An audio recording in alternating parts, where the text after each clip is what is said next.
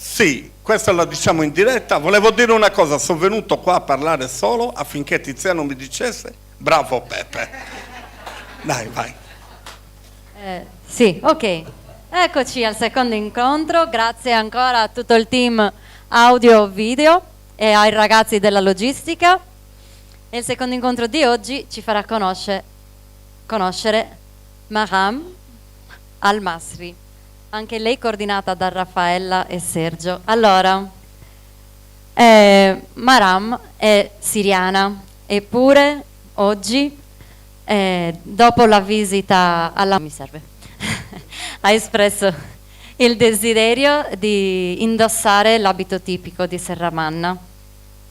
E quindi eccola qui, con l'abito quasi tipico del Medio Campidano, come una vera modella, con la gonna in bordau, il corsetto imbroccato, subito il rulleu e il grembiule in setta e un fazzoletto, un mucador in mannu in cotone che ha 150 anni, prestato dalla famiglia Medda.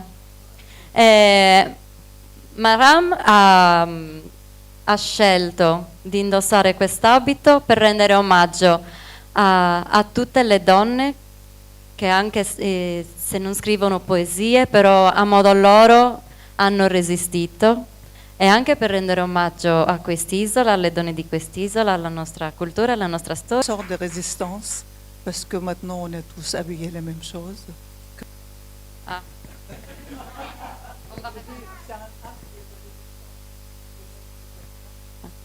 Ah, ok.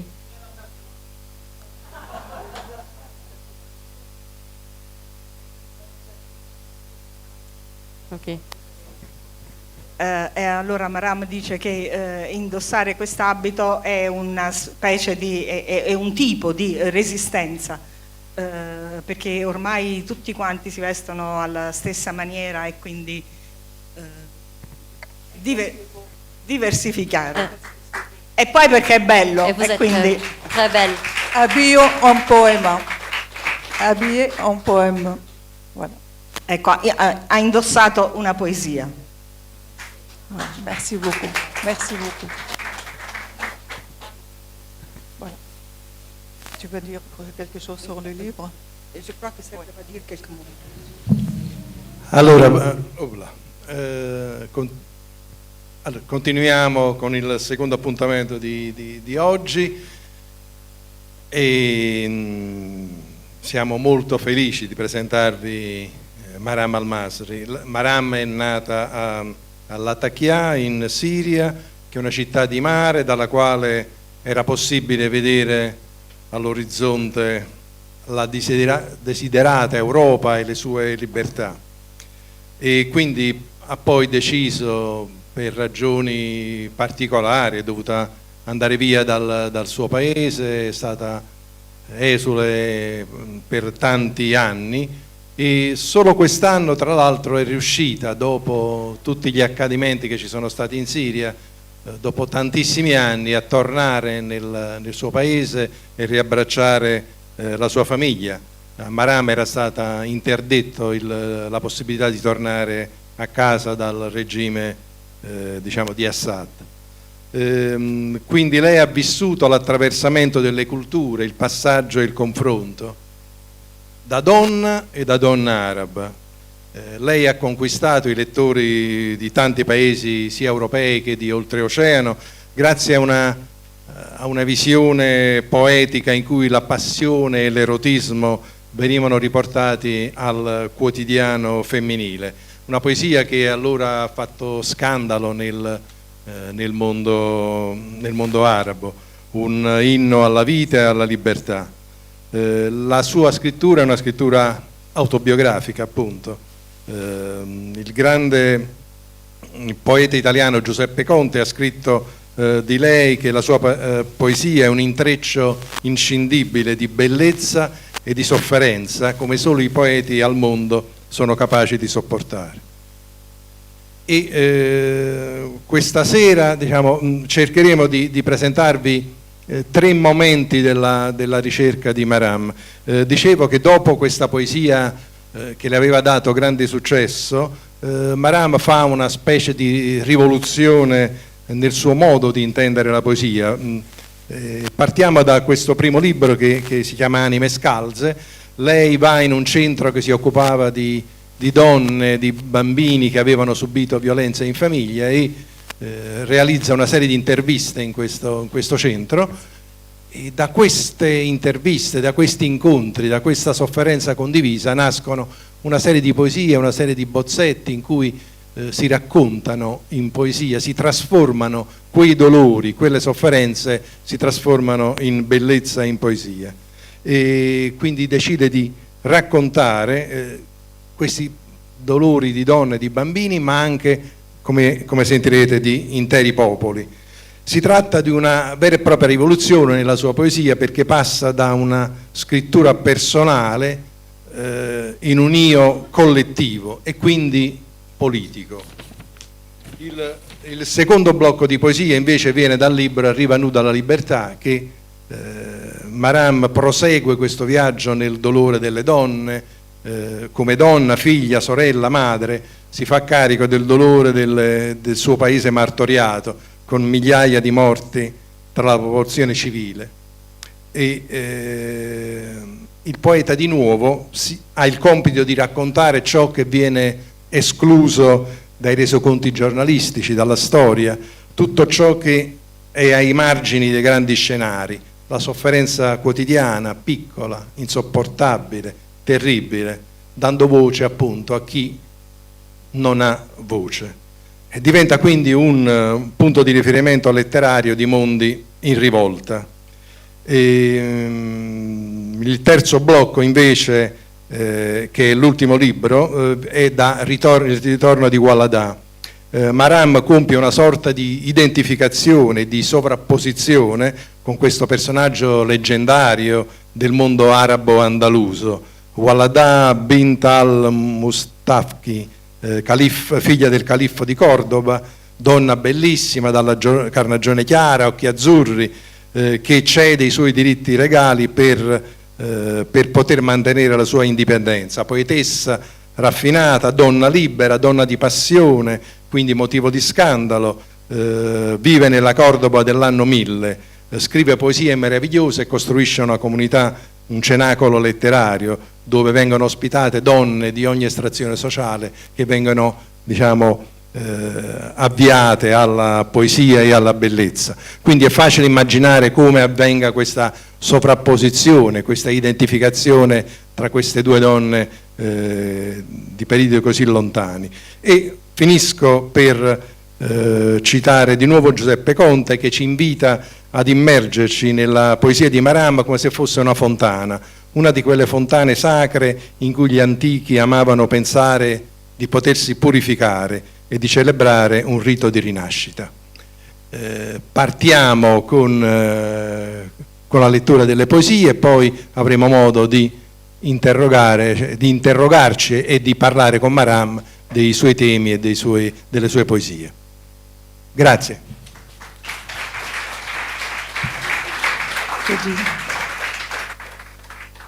Comme la première fois, j'étais allée dans l'association de Halte aux violences. Première fois, je suis allée au Halte aux violences. Quante volte sono andata in questo centro per la violenza sulle donne? Il avait une jeune fille qui a l'air très heureuse. C'era una ragazza che era molto felice. En arrivant à l'association, arrivando sul percorso per andare in questa associazione, cette fille était en train de frapper la porte. Questa ragazza ha bussato alla porta. À ce moment-là, je dis combien de filles et de femmes qu'il a l'air heureuse, qu'il a l'air va bien. E quindi in quel momento ho pensato, chissà quante donne, ragazze che sembrano apparentemente felici e gioiose sono costrette a rivolgersi a queste associazioni. En arrivant, il avait des enfants, il avait des femmes de toute nationalité. Quando sono arrivata ho visto lì che c'erano delle donne, dei bambini, donne di tutte le nazioni. les femmes qui ne savent pas parler le français. C'erano donne che non sapevano parlare in francese. À ce moment-là, je me suis dit, pourquoi je ne mets pas ma poésie en service de ces femmes? E in quel momento mi sono chiesta perché non metto la mia poesia al servizio di queste persone. رأيتهن هن ووجوههن الزرقاء المموهة هن والكدمات المخفية بين سيقانهن هن وكلماتهن الخرساء وابتساماتهن المكسورة. رأيت تلك النساء يعبرن الشارع كأرواح حافية الأقدام يلتفتن إلى الوراء خائفات أن تلحقهن أقدام العاصفة. سارقات القمر يعبرن متنكرات بنساء عاديات لا يثرن الشبهات سوى لمن كان مثلهن. Le ho viste, loro, i loro volti celati i loro volti dai lividi celati, loro, gli ematomi nascosti tra le cosce, loro, i loro sogni rapiti, le loro parole azzittite, loro, i loro sorrisi affaticati. Le ho viste tutte passare in strada, anime scalze che si guardano dietro temendo di essere seguiti dai piedi della tempesta. Ladre di luna attraversano camuffate da donne normali. Nessuno le può riconoscere, tranne quelle che somigliano a loro.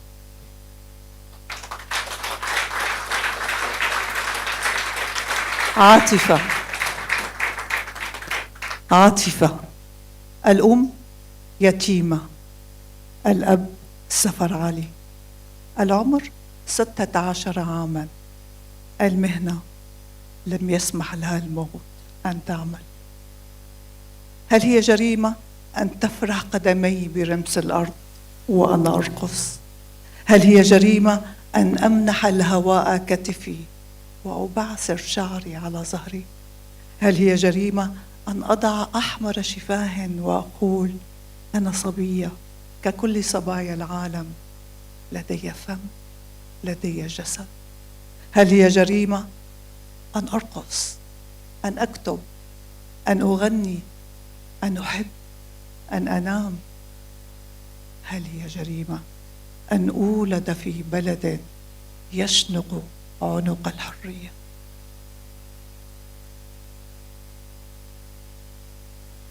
Atifè, madre deceduta, padre Safar Ali, età 16 anni, paese Iran, professione la morte non l'ha lasciata lavorare.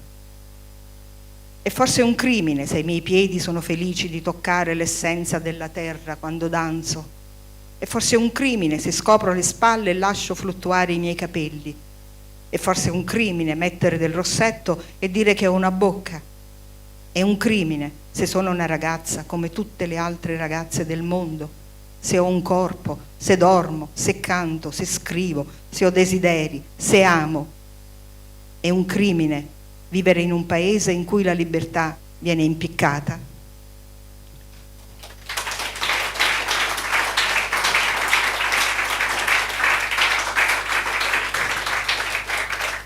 Elle s'appelle Naïma. الأم فاطمة، الأب بالحسن، العمر 30 عاما، المهنة بدون. التلفزيون لنعيمة هو النافذة التي يأتي منها الهواء. هي القهوة صباحا مع صديقاتها سو ألين وبروك، الحب والمجد والجمال الذين لا تفهم لغتهم. منذ مجيئها إلى فرنسا سكنها زوجها في بيت يغلق بابه بالمفتاح ويمنعها من الخروج، من التحدث إلى الجيران، من الابتسامة أمام المرآة، من رؤية التلفزيون الذي أخفى جهاز التحكم فيه في مكان صعب المنال. يد نعمة مجروحة، ففي غياب زوجها تحشرها بألم لتلتقط الجهاز وتلعب بأسراره لتنجح بأن تهرب من بيتها عبر تلك الشاشة. Naima, madre Fatma, padre Lassen, età 30 anni, professione nessuna. La televisione per Naima è la finestra attraverso cui passa l'aria, è il suo caffè del mattino con le sue amiche Brooke e Sue Ellen, le eroine di amore, gloria e bellezza, anche se non ne capisce la lingua. Da quando è arrivata in Francia, Naima vive in una casa che viene chiusa a chiave ogni volta che suo marito ne esce. Naima non ha il diritto di uscire, di parlare ai vicini, di sorridere davanti allo specchio, né di guardare la televisione, di cui lui ha nascosto il telecomando in un angolino inaccessibile. Naima si ferisce la mano quando il marito non c'è, infilandola nella fessura del mobile per recuperarlo. Pigia i tasti e riesce ad evadere dalla sua casa attraverso lo schermo.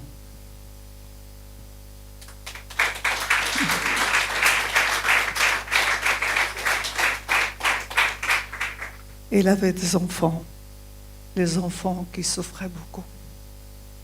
سيف ابن زهرة العمر 10 سنوات. رأيت أمي تبكي وهي تحضر العشاء. ماذا يبكيك يا أمي؟ تقولين البصل؟ ولا بصل بين يديك. Sef, figlio di Zora, età 10 anni. Ho visto mia madre piangere mentre preparava il pranzo. Chi ti fa piangere, mamma?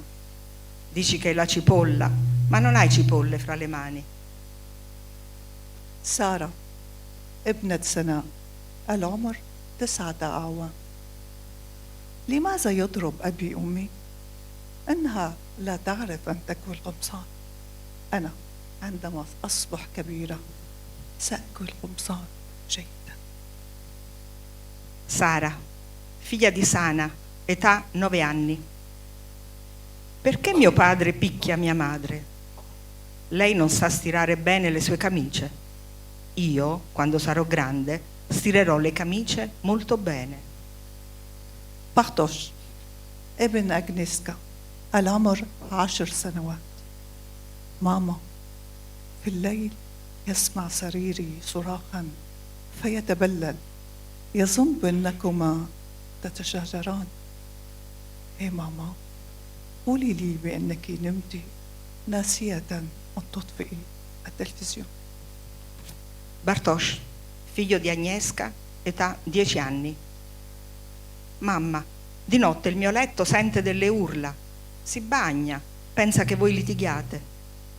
Mamma, mi dici di esserti addormentata e dimenticato di spegnere il televisore.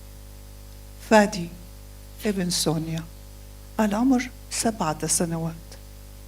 أتعرفين يا أمي، تستطيعين أن تنامي في سريري إذا جاء الوحش ليضربك. لقد أكلت كل الحساء وأكلت كل السبانخ لكي فجأة أصبح كبيرا وأحميك. Fadi, figlio di Sonia, età 7 anni. Lo sai, mamma, se di notte il gigante viene per picchiarti, puoi venire a dormire nel mio letto. Ho mangiato tutta la mia zuppa e tutti gli spinaci, così presto diventerò grande e potrò proteggerti. كلوي ابنة سوزان العمر 11 سنة. كنت أرى أبي شادا شعر أمي وجارا بها إلى الحمام، فأختبئ في الخزانة حتى ينتهي العراق. على حائط صورة تمساح سميناه وأبي بابا. Chloé, figlia di Suzanne, età 11 anni. Spesso ho visto mio padre tirare mia madre per i capelli fino in bagno. Allora mi nascondevo in armadio e aspettavo che si calmasse. Sulla parete del salotto la fotografia di un coccodrillo. Io e i miei fratelli lo chiamiamo papà.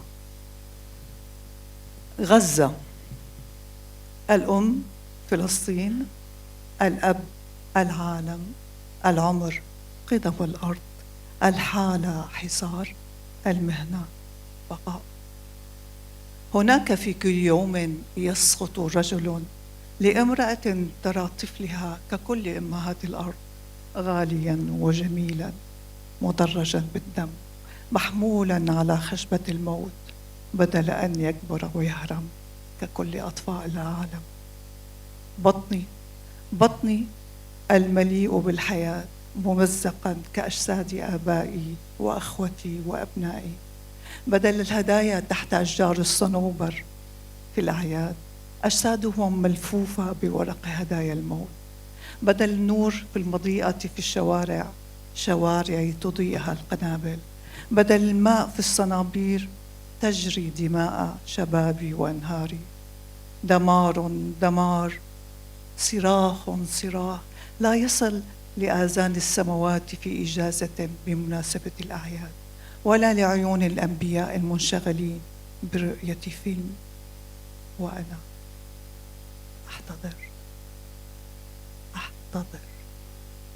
أحتضر ولا أحد يبالي.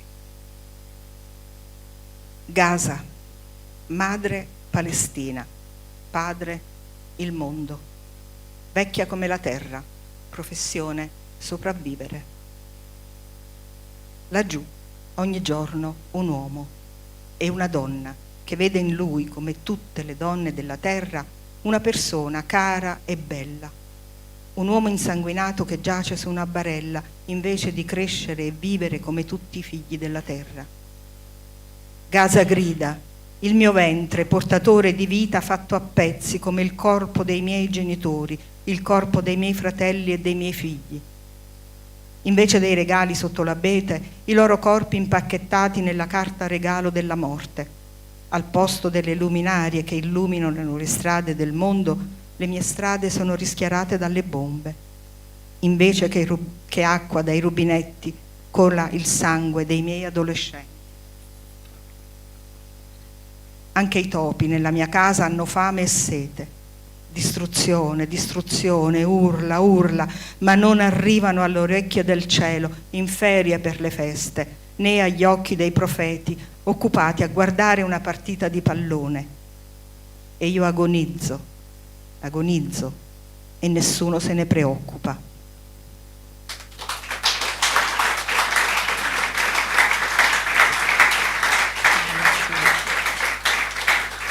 Merci. Tu vas lire avec moi ça comme question. On va lire tous les deux. Moi et toi. Ah, mais il faut que j'arrive à le lire, moi. Question. Une question?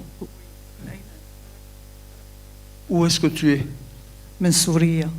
D'où viens-tu plutôt?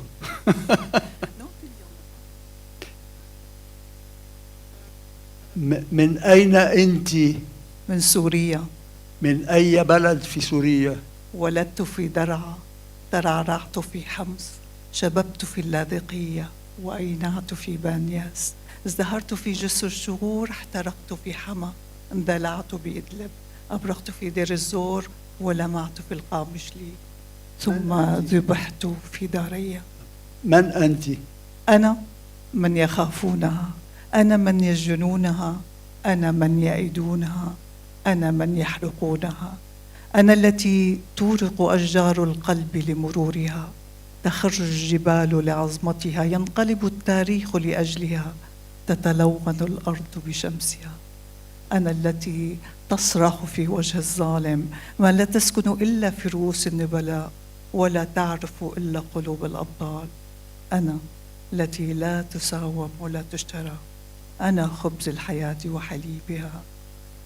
اسمي؟ الحرية.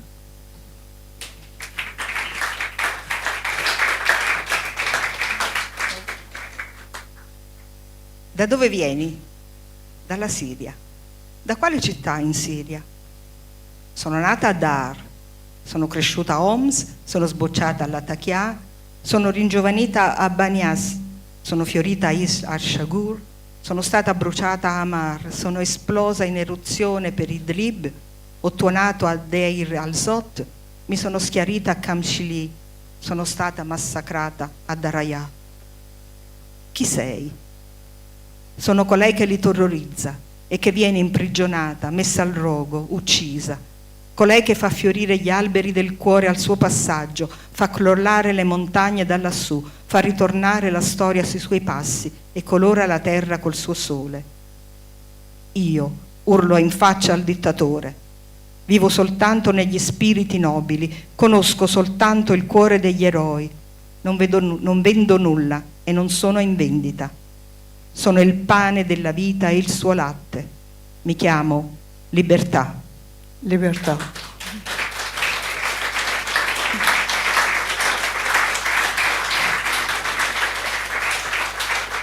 La révolution syrienne a commencé par des enfants qui ont écrit sur le mur liberté.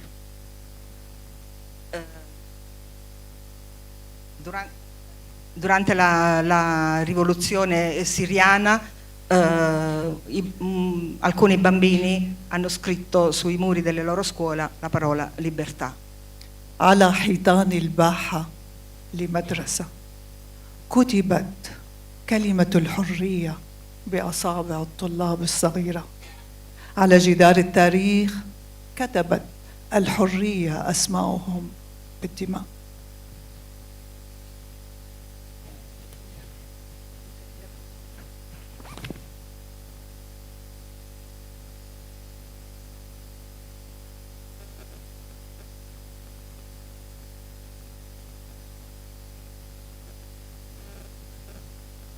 Sul muro del cortile di una scuola, piccole dita con un gessetto bianco hanno scritto Hurriya. Sul muro della storia, la libertà col sangue ha scritto i loro nomi. Maintenant, un petit exercice. Vous allez répéter derrière moi le mot Selmiye. Selmiye, Selmiye. Allora, un piccolo esercizio, dovete ripetere alcune parole che dirà Maram. Répétez. Selmiye, Selmiye. Selmiye, Selmiye. Selmiye, Selmiye. Pacifique, pacifique. خرجوا للشارع وهم يحملون السلام بصدور مفتوحة وأيد نظيفة غنوا السلام. حرية حرية حرية حرية ليبرتي ليبرتي. تظاهروا وهم يصرخون حرية بصدور عارية وأيد تحمل الورد غنوا الحرية. نعم، إنه الغناء الذي جعل فرائس قلب الخوف ترتعش ويسقط قناع الغراب. Selmie, selmie, si riversarono in strada e cantarono la pace, a torso scoperto con mani candide cantarono la pace. Hurriya, Hurriya, manifestarono e urlarono libertà, a torso nudo con rosa in mano cantarono la pace. Sì, fu il canto che scosse le vene del cuore turgido di paura, che fece crollare la maschera del corvo.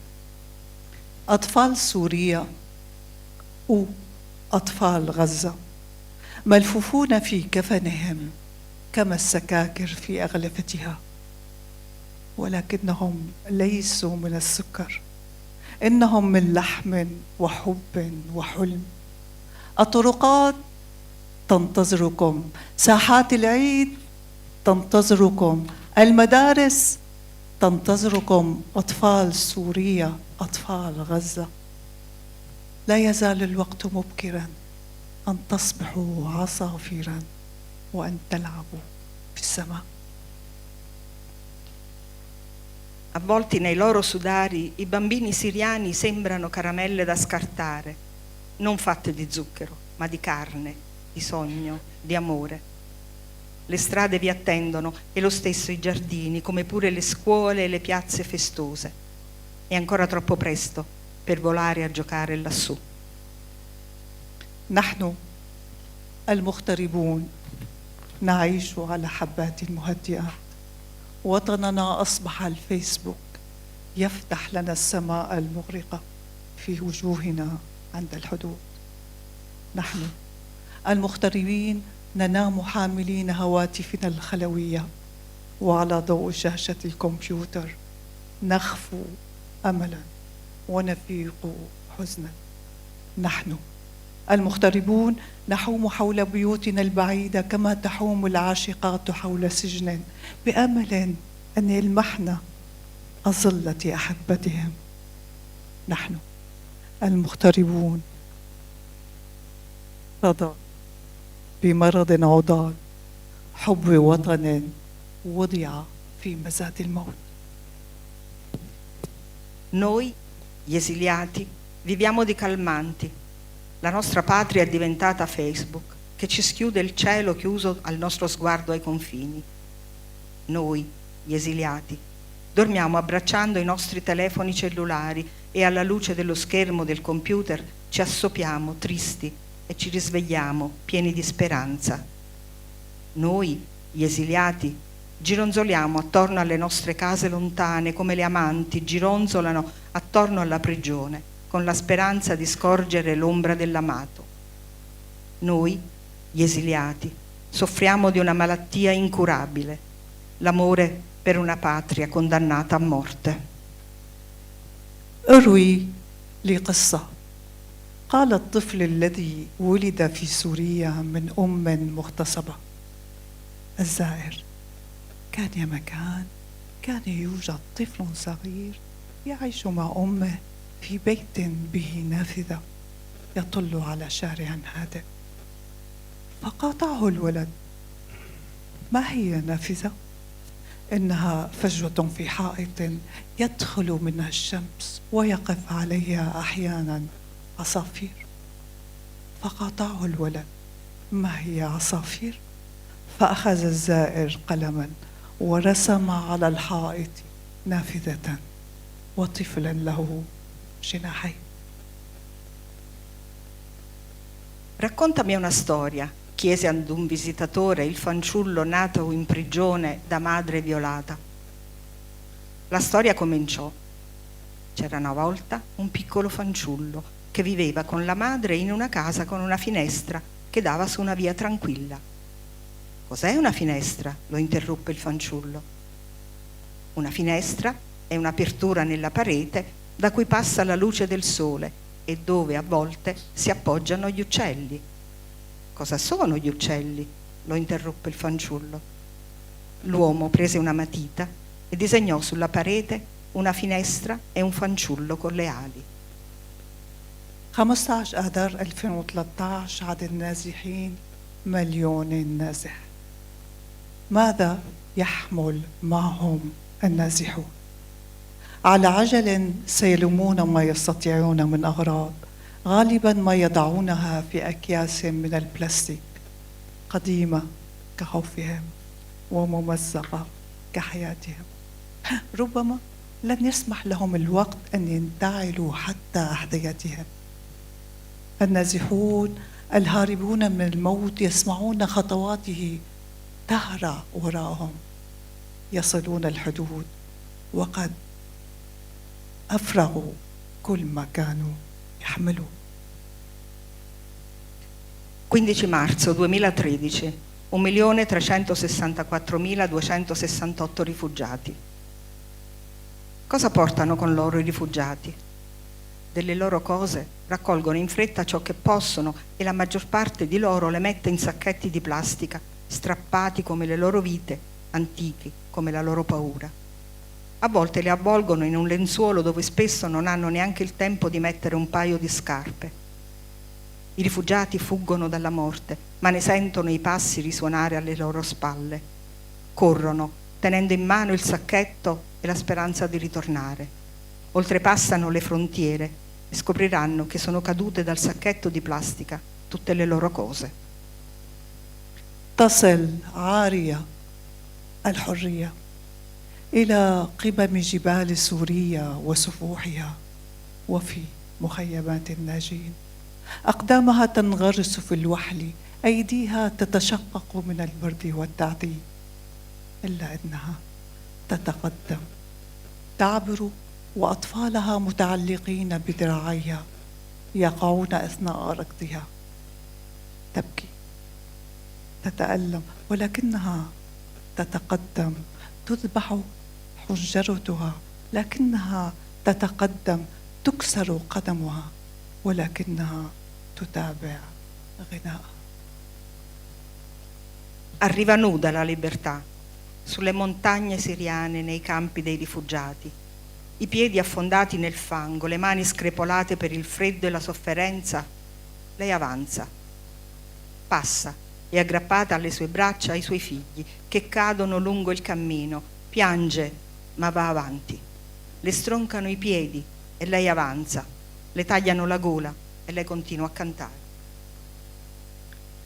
سوف أعد عالما لا سلاح فيه ولا حرب، سوف أعد عالما لا تميز أم بين طفلها وطفل امرأة أخرى، سوف أعد عالما لا يعد الانتصارات ولا الهزائم، عالم جديد لا يؤمن بسفينة نوح، سوف أعد عالما لا يوجد من لا مأوى له ولا من يموت بردا وجوعا، سأعد عالما الأنا هي نحن ونحن هي الأنا، سوف أعد عالما ساذجا وصادقا كهذه القصيدة.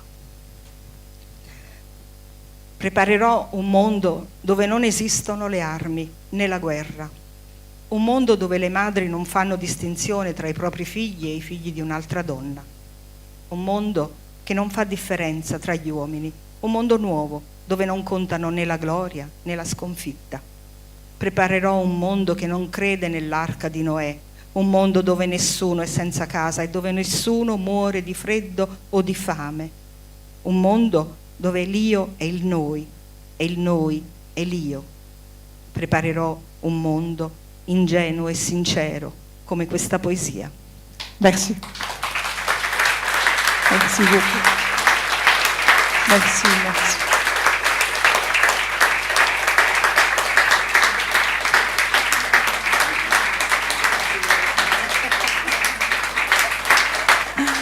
Sono vergognosa, je suis très fière de mettre cette jolie robe, fière d'être ici, fière de rencontrer des gens qui font la résistance. Je suis fière qu'il y a encore dans le monde d'espoir, de monde meilleur. Merci beaucoup. Sono molto fiera di aver indossato questo abito, di essere stata qui con voi, di aver incontrato tanta gente che resiste e sono fiera di aver incontrato delle persone che credono ancora come me nella speranza e in un mondo migliore. Merci. Merci beaucoup.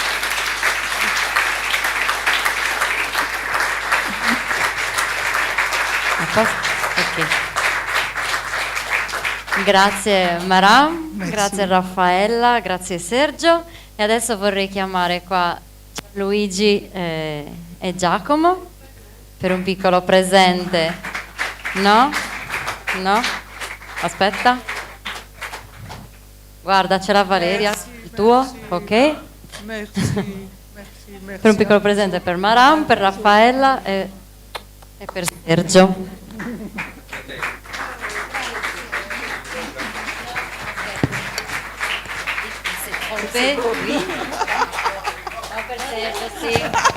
È il bello della diretta. Scusa. Mi metto sempre in mezzo quando Giulia fa le foto. E vorrei anche qui la padrona di casa, Paola Abis, sì.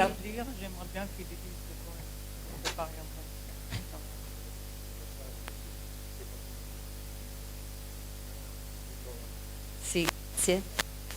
Allora, grazie Paola per averci invitato anche quest'anno. Questo è un piccolo pensiero per te. Non fa niente. Maram Maram vuole ricordare che all'uscita troverete i suoi libri, se avete piacere di acquistarli, e ci sono anche quelli di Michel. Vi ringrazio ancora per essere stati con noi. Prima di salutarvi, vi vorrei ricordare che domani saremo in via Roma 61, quindi a pochi passi da qua. L'appuntamento è sempre alle 18. E adesso l'ultimo stacco musicale. Libertango, la libertà che lotta. Il titolo stesso è una fusione tra libertà e tango, una danza che nasce dalla marginalità, dalla passione e dalla ribellione. Piazzolla rompe con il tango tradizionale creando un linguaggio nuovo, audace, che sfida le convenzioni. Libertango è resistenza contro l'immobilismo culturale, è il corpo che si muove anche quando la storia lo vorrebbe fermo. Piazzolla e Maram Al-Masri parlano entrambi di corpi, il corpo che danza, il corpo che soffre, il corpo che ama. In entrambi il desiderio è una forma di resistenza contro l'annientamento. Maram dice: trasformati in lei, riferendosi alla libertà. Libertango è proprio questo, una trasformazione del dolore.